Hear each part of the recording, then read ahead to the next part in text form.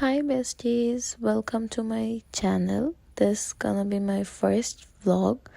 আমি এর আগে কখনো ওইভাবে ব্লগ করি নাই। আমার ইউটিউবের নাম আমি দিছি টিয়ার শানিলা। যাই হোক, আমার এইখানে আমি প্রতিদিন ব্লগ দিতে পারবো নাকি আমি জানি না, প্রতিদিন ডেইলি হবে নাকি।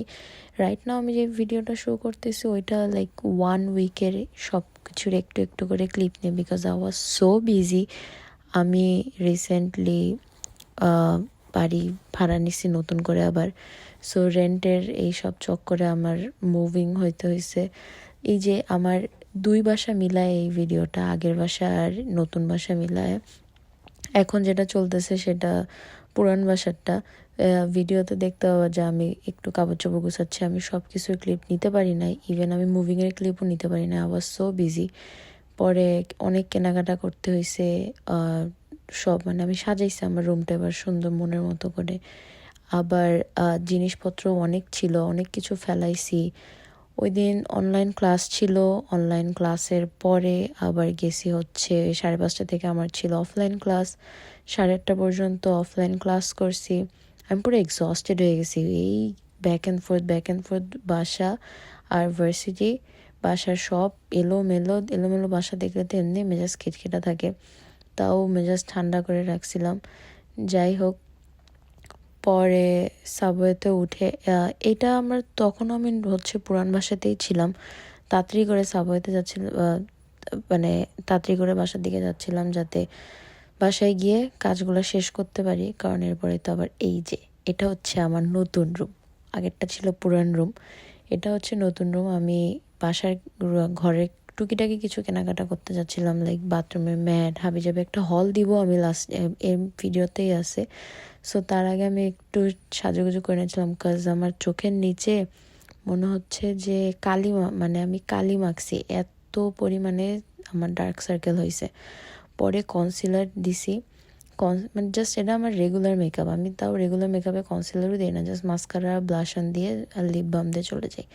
তো ওই দিন ভাবলাম যে না, একটু হাতে সময় আছে, একটু রিল্যাক্স লাগতেছে, ফ্রেশ লাগতেছে, আর যাবোই যেহেতু একটু আশেপাশটা ঘুরেও দেখবো যে এলাকাটা কেমন, আর কিছু জিনিসপত্রও কিনবো। তাই বললাম যে তাইলে একটু সাজুগুজু করে যাই। কিন্তু সাজুগুজু করে আমার কি হবে, চুল সেট করছি, সবই দেখতে পাবা ভিডিওতে। চুল সেট করছি, সব কিছু করছি, কিন্তু পরে গিয়ে আমার চুল বেঁধে ফেলতে হয়েছে, চোখে চশমা পরে ফেলতে হয়েছে। তো সাজুগুজু করে এমন না যে আমি নিজেকেও দেখতে পারছি, কাজ এত ঠান্ডা, বাবারে বাবা, পুরা আমি প্যাকেট হয়ে এরপরে আমি হচ্ছে বের হয়েছি। আমি এক ভিডিও দেখতে পাবো যে আমি পুরো প্যাকেট হয়ে রয়েছি, মাথায় কাপড়, কানে হচ্ছে ওই যে ইয়ার কাফ যেগুলো আছে ওইগুলা। পরে যাই হোক, আর আমি সব কিছু মোটামুটি গুছাই ফেলছি। এখন এখন যে আমি ভয়েস ওভার দিচ্ছি, এখন আমি শুয়ে শুয়ে সুন্দর মতো ভয়েস ওভার দিচ্ছি আমার গুছানো রুমে, সাজানো গোছানো রুমে। দেখতে ভালোও লাগে যতই টায়ার্ড থাকি না কেন।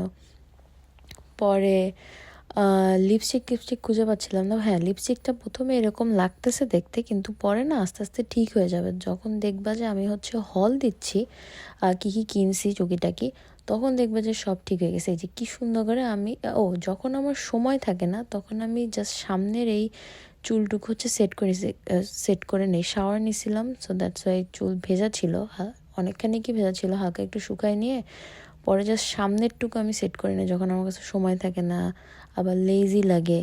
এটা যদি তোমরা চাঁদের তোমরা ট্রাই করতে পারো।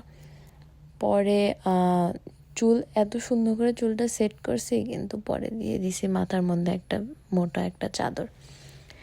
যাই হোক, একটু রং ঢং করছি, রং ঢং করার পরে আমি তো সব কিছু করে এই যে পুরা প্যাকেট হয়ে বেরিয়ে গেছি। কি চুল সেট করছি, কি না করছি, চোখে চশমা, চাদর দিয়ে সব কিছু। সব ঘরগুলোতে, বেশিরভাগ ঘরগুলোতে যেরকম ক্রিসমাসের লাইট দিয়ে সাজাইছে তাই একটু দেখাইলাম। ও, পুডিংয়ের একটা বাটি কিনছিলাম ওই দিন, তাই ভাবলাম যে একটা পুডিং বানাই, আজকেই বানাই। পরে এটা আমার সেকেন্ড আই গেস আমি পুডিং বানাইছি। আমি একটু আলমন্ড মিল্ক দিয়ে ট্রাই করছি, এবার হাফ আলমন্ড মিল্ক দিছি আর হাফ হচ্ছে রেগুলার মিল্ক দিছি। ছোট একটা পুডিং বানাইছিলাম, বাট অনেক সুন্দর হয়েছে এবং মজা হয়েছে অনেক। আমি নিজেই সারপ্রাইজ হয়ে গেছি। আমি রাতের বেলায় ভাত খাওয়া ডিনার করার পরে আমি নিজেই হাফ খেয়ে নিছি। প্রথমে যে এতটুকু মিল্ক দিচ্ছে আমি ভাবছি কি ওই ছোটোটাতে বোধহয় অনেকখানি হয়ে যাবে, কিন্তু পরে আমি যখন ফাইনালি ঢালছি পুরো জিনিসটা তখন দেখি কি না আর একটু দিলে পারতাম। পরে আমি আবার ওর ভিতরে মিল্ক দিয়ে হালকা একটু মানে নাড়াচাড়া করে আমি বসাই দিছি। আমার ঘরে হচ্ছে আমার কাছে যেহেতু একা থাকি, আম্মু যেহেতু নাই, যেমন ঢাকাতে অনেক কিছু ছিল কিন্তু এখানে বসানোর কিছু নাই, ওভেনের সাথে একটা জিনিস পাইছিলাম ওইটা দিয়ে বসে কোনো মতো করে বানাইছি, হয়েছে। পর এত ক্ষুধা লাগছিল রাস্তায় আর থেকে কিছু খাই নাই, ভাবতেছিলাম স্যান্ডউইচ খাবো, কিন্তু না, বাসায় এসে 3টা ডিম সিদ্ধ দিছিলাম, 2টা খাইছিলাম আর একটা রেখে দিছিলাম আর একটা ডিনারের সময় খাইছি। আচ্ছা, এই যে হচ্ছে আমার হলে দেখতে পাবা যে অনেক কিছু ছোটো টুকিটাকি জিনিস, লাইক এই যে আমার হচ্ছে এই যে কটন প্যাড, তারপরে হ্যান্ড ওয়াশ, এরপরে এই যে আমার ভ্যানিটি মেকওভারের নিচে রাখার জন্য একটা ছোট একটা বিন, আগের বিনটা ফেলাই আসছে, নোংরা হয়ে গেছে, অনেক কিছুই ফেলাই দিয়ে আসছে, দ্যাটস আমার কিনতে হয়েছে। এরপর আমার একটা ইচ্ছা ছিল, ঢাকাতেও একটা ইচ্ছা ছিল যে এরকম আমার বেডসাইড ল্যাম্প থাকবে, কিন্তু এটা পসিবল হয় নাই। সো এখন আমি বেডসাইড ল্যাম্প কিনছি এবং এত খুশি ছিলাম আমি ল্যাম্পটা নিয়ে, মনে হয়েছে যে না, মনের মতো করে এবার কিনছি। বা হ্যাঁ, পরে মনে হচ্ছিল যে এবার বাংলাদেশে যাওয়ার সময় আমি এরকম কিছু নিয়ে যাব, কারণ ওখানে গিয়ে খুঁজতে হয় অ্যান্ড এভরিথিং, তারপরে ওখানে গেলেও হয়তো পাবো। হ্যাঁ, ওয়াটার বটল আমার কাছে একটা ছোটোটা ছিল, ওটা বারবার পানি ভরতে হয়, শেষ হয়ে যেত, এবার একটা বড় কিনে আনছি, ঝামেলা নাই, একদিনে বললেই হবে।